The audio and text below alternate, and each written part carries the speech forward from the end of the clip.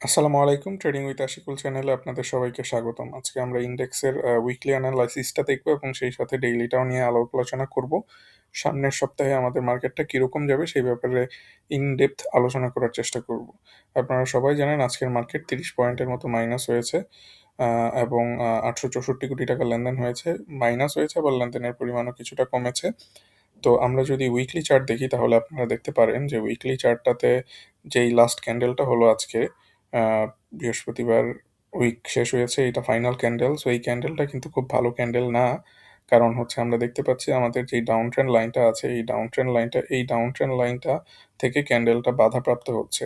একে তো হচ্ছে এই ডাউন ট্রেন্ড লাইনটাকে ব্রেকআউট করেছিল আমাদের উইকলি ক্যান্ডেল, এরপরে আবার হচ্ছে যুদ্ধের কারণে নিচে আসলো, এসে আবার চেষ্টা করতেছে ব্রেক করার জন্য। কিন্তু বিগত ৩ বা ২ টা বিগত কয়েকটা সপ্তাহ ধরে যেই জিনিসটা খেয়াল করছি যে মার্কেটটা ১ম এ বাড়ছে, এরপর আবার কমে যাচ্ছে, বাড়ছে কমে যাচ্ছে।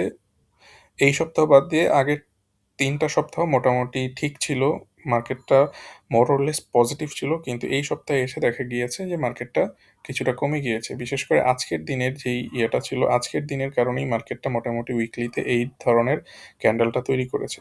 যেই জিনিসটা বারবার বলছিলাম, নিয়মিত দর্শক যারা তারা অবশ্যই জানেন, বারবার বলছিলাম যে এখানে যেই সেল প্রেশারটা আসছে, এই সেল প্রেশারটা কিন্তু আ ভাবাচ্ছে এইটাতে হয়তো আমরা মার্কেটটাকে নিচে চলে যেতে দেখতে পারি। এবং এইটার সম্ভাবনাই বেশি ছিল। এখন এখানে সূক্ষ্ম একটা জিনিস আছে, সেই জিনিসটা হচ্ছে আমাদের এই সেল প্রেশারটা কি মান্থ এন্ড ক্লোজিং এর কারণে হয়েছে আজকের দিনেরটা? আজকের দিনে যে প্রাইসটা অনেকটা কমে গেল সেটা? না হচ্ছে স্বাভাবিকভাবেই আগের সেল প্রেশারগুলো অ্যাবজর্ব করতে না পেরে এখন কমেছে এবং এইটা কন্টিনিউ করবে আগামী সপ্তাহ পুরাটা। এই জিনিসটা দেখার বিষয়, আমরা হয়তো রবিবারেই বুঝতে পারবো।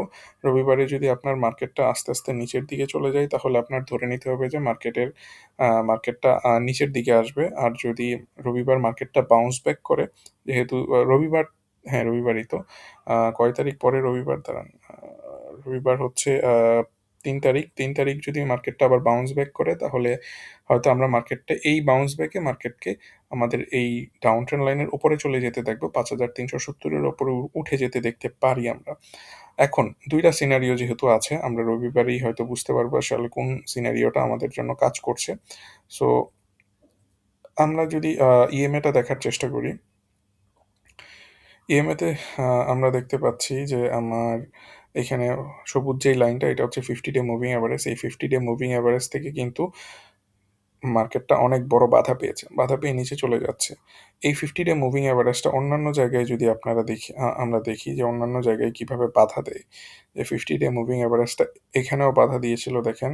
এই বাধাটা কিন্তু মার্কেটটা পার করতে পারছে না। আমরা যদি পরবর্তীতে আরো অনেক জায়গায় গিয়ে দেখি যে এই যে সবুজ লাইনটা, এই লাইনটা যেখানেই বাধা দিয়েছে সেখান থেকে কিন্তু মার্কেটটা নিচের দিকে পড়ে গিয়েছে। এখানেও দেখতে পাচ্ছেন এই সবুজ লাইনটা বেশ বাধা দিয়েছিল। সো এটা নিচে পড়ে গিয়েছে মার্কেটটা। সো এখানে যদি আমরা বাধা পেয়ে নিচে পড়ে যাই, এই 50 ডে মুভিং এভারেজ থেকে নিচে পড়ে যাই, তাহলে আমাদের যেই 200 ডে ইয়েলো লাইনটা আছে, 200 ডে মুভিং এভারেজটা আমাদেরকে সাপোর্ট হিসেবে আগলে রাখার চেষ্টা করবে। এই লাইনটা উপরে উঠার চেষ্টা করবে আগামী কয়েকটা দিন। এবং একই সাথে দেখা যাবে যে আ এই যে এখানে যেই হরাইজন্টাল সাপোর্ট লেভেলটা আছে ৫,২৫০ এ, এইটা প্লে আউট করার চেষ্টা করবে। সো এইখানে আমরা হয়তো ৫,২০০ থেকে ৫,২৫০ এর মধ্যে একটা সাপোর্ট পেতে পারি।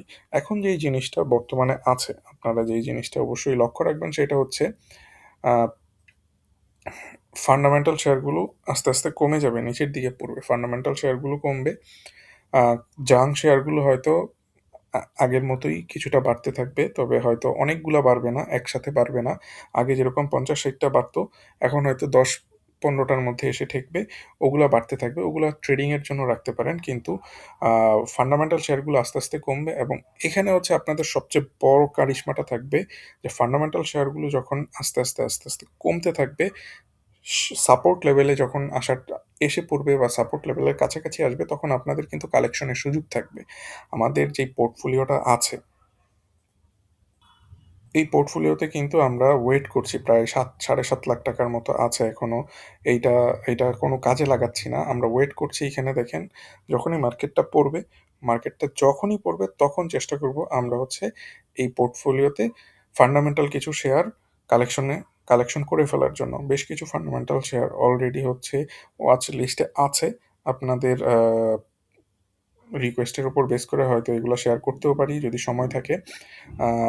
যেহেতু একটা ক্লাস করছি, মানে একটা প্রিমিয়াম কোর্স লঞ্চ করছি ১ তারিখ থেকে, হয়তো খুব বেশি সময় দিতে পারবো না, বাট তারপরেও চেষ্টা করব যে অ্যাটলিস্ট এই পোর্টফোলিও আপডেটটা যেন ঠিকঠাক মতো শেয়ার করি। আর আ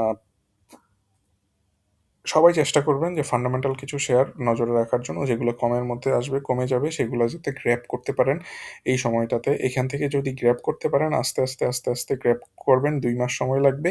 সবকিছু যদি কমতে থাকে, কিন্তু তারপরেও দেখা যাবে যে এরপরে যখন বাড়বে তখন কিন্তু আপনার বেশ ভালো লেভেলের হচ্ছে গেইন পেয়ে যাবেন আপনারা।